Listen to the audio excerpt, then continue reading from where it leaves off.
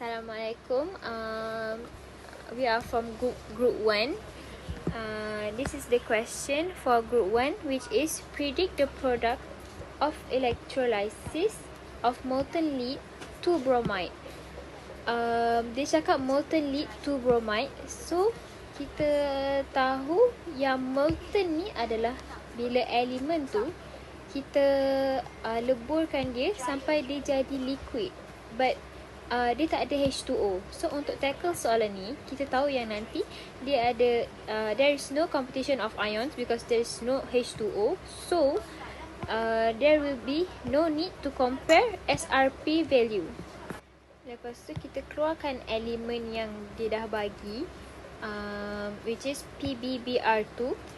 PbBr2 ni ada dua elemen je, which is Pb in solid phase dengan Br2 in gas phase. Lepas tu Pb ni akan jadi Pb2 plus ion, which is cation, dengan Br2 ni dia akan jadi Br minus ion, which is anion.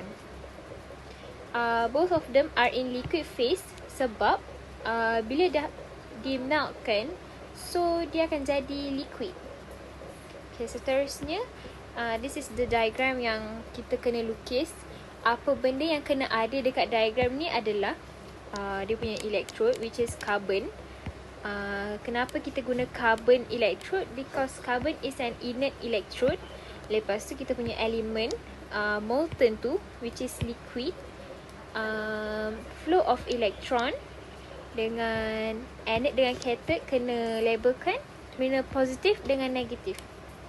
Lepas tu bateri pun kena ada.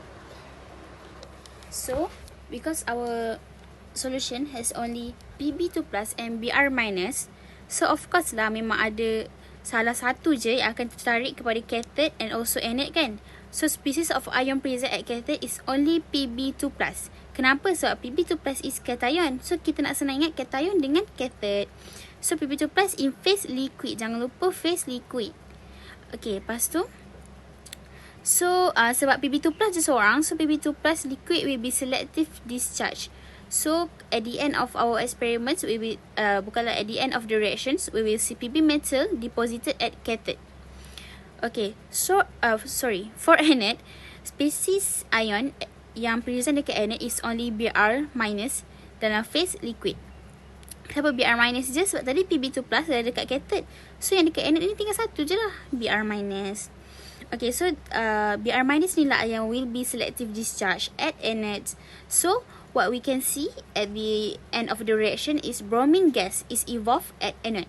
Nanti kita akan tahu, nanti saya akan explain kenapa kita tahu benda tu adalah bromine gas. Memanglah kita dapat tahu daripada equation ni, daripada ion ni. Tapi nanti kita akan guna justification untuk kita tahu kenapa benda tu bromine gas. Okay, so berbalik kepada kita punya observation dan justifications. Dekat cathode yang kita boleh tengok at the end of reaction adalah formation of deposited metal. Okay, let's say lah kita bayangkan kalau kita tengok dekat kita punya reaction ni, dekat dalam ni, kita akan nampak dekat kita punya eksperimen ni, kita akan nampak macam let's say lah kalau kita nampak benda ni one strip je, kita akan nampak sama dia berketul-ketul, ataupun kat bawah ni kita akan nampak dia terjatuh something. Itu adalah sebenarnya adalah okay, so nanti kalau kita tengok dekat reaction kita akan nampak macam ada benda-benda yang forming kat sini, dekat bawah-bawah ni. Okay, ikutlah metal apa. So tapi sekarang ni kita guna metal plumber man. So kita akan nampak dia deposited kat bawah-bawah ni. Okay, kalau kita nampak tu, itu dia formation of deposited metal kan. So kita punya justification maksudnya macam apa benda metal tu, kita tahu Pb metal is formed. Kenapa Pb metal kita pilih? Kenapa kita tak pilih benda lain? So kita tengok balik dekat atas ni. Yang ada dekat dalam kita punya liquid ni hanyalah Pb saja. There is no others element. And so kita nampak ini je yang akan jadi solid. So Pb saja. So kita tahulah Pb metal is formed. Okay, for observation at anode, formation of brown gas. Kalau kita tengok nanti dekat kita punya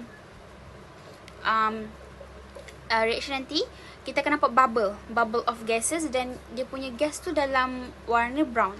Okay, so kita kena tahu apa brown gas tu. So kalau kita kena ingat jadual yang madam tunjuk dalam slide hari tu. Kalau brown gas adalah bromine. Bromine gas is formed.